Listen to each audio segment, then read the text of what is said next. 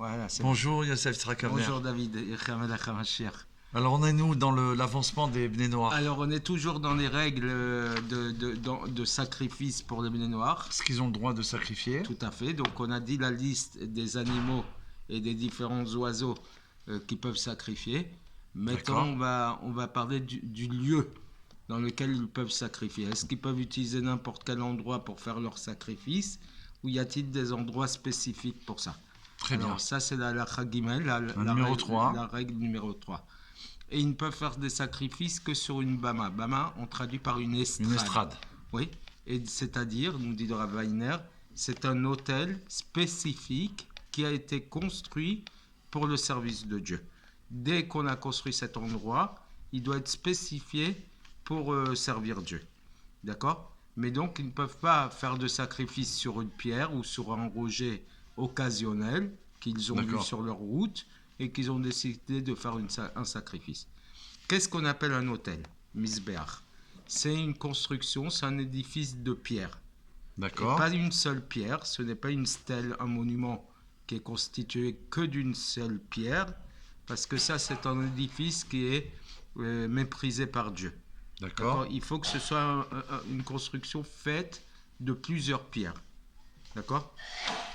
Et il nous dit, on ne prend pas de pierres qui ont été utilisées pour un autre usage pour construire cette bama, cette estrade. Mais on le construit à partir de nouvelles pierres qui n'ont jamais été utilisées. Ah, des pierres toutes neuves. Toutes neuves. Oui.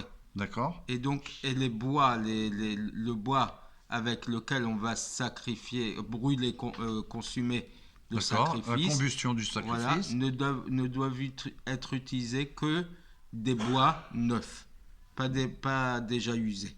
D'accord. Donc pierre neuve et bois neuf. Ouais. Pour le sacrifice. Voilà. Incroyable. Et ensuite, les pierres que l'on a utilisées et tout ce qui est resté du bois, donc la consommation, personne n'a le droit d'en profiter pour un usage autre. D'accord? Alors qu'est-ce qu'on en fait? Alors justement, on n'a pas le droit de faire sur ce misbéach autre chose que des sacrifices Ola, donc holocauste consumé intégralement pour Dieu. D'accord. Comme on a vu dans la première loi. Sur les sacrifices. Voilà. Pour les Bnei Et Noirs. ensuite, après avoir terminé le sacrifice, il faut cacher le misbéach, c'est-à-dire le démonter. D'accord. Et enterrer. Donc l'estrade, on la démonte. On la démonte. Et les pierres et les bois, on les enterre dans la terre. D'accord. Pour ne pas que quelqu'un d'autre puisse... Les utilise pour autre chose que Dieu en préserve. Qui puisse... mais c'est pire que simplement utilisation. Que d'autres puissent trébucher, puissent tomber dans un interdit. Pourquoi? Que Dieu préserve, il nous dit entre guillemets, qu'il fasse des sacrifices, soit qu'ils ne soient pas les Sham Shamaïm, pour l'honneur de Dieu, ou alors qu'on l'utilise pour un autre usage, ou que même on se prosterne près de ces bois ou de ces pierres. Donc c'est pour ça qu'il faut les enterrer, de manière à ce que plus personne les utilise. D'accord, pour pas qu'il y ait quelqu'un qui trébuche en fait, c'est magnifique. C'est ne pas faire tomber quelqu'un dans une erreur. C'est une des 613 mitzvot de la Torah, bien sûr, qui dit devant un aveugle, tu ne mets pas d'embûche. Un aveugle, c'est pas simplement quelqu'un qui n'a pas les yeux pour voir. C'est quelqu'un qui connaît pas la loi. Voilà, donc il ne sait pas que ça c'est interdit ou pas, ou la lucidité. Donc tu fais tout ce qu'il faut pour l'empêcher de tomber dans une faute. Et donc dans ce cas-là, comme la faute, ça serait qu'on puisse utiliser pour un autre usage, qu'on se prosterne devant ou qu'on fasse des sacrifices, pas pour le nom d'Hachem, alors on les enterre pour éviter toutes sortes de problèmes. Dernière règle, dans cette règle-là, dernier détail, il ne faut planter aucun arbre près de cet autel-là, de ce misbéach. D'accord, là on fait le sacrifice avec l'estrade et les pierres. On ne plante pas d'arbre à proximité. Côté. Pourquoi?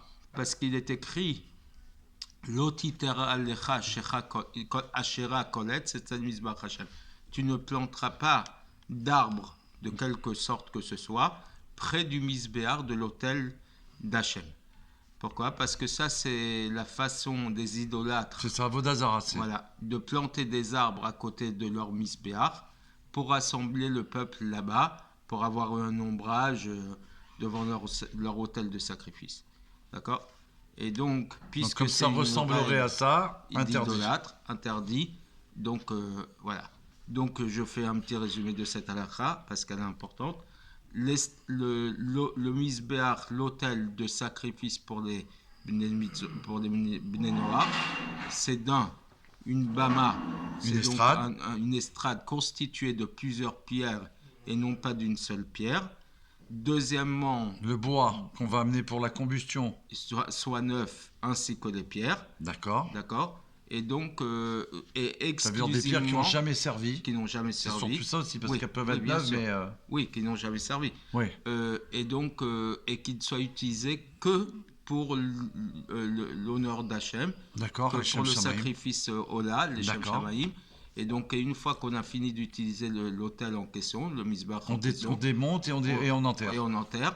Et dernier détail, ne pas planter un arbre près de cette estrade, pour ne pas ressembler aux idolâtres qui, eux, ont fait comme ça.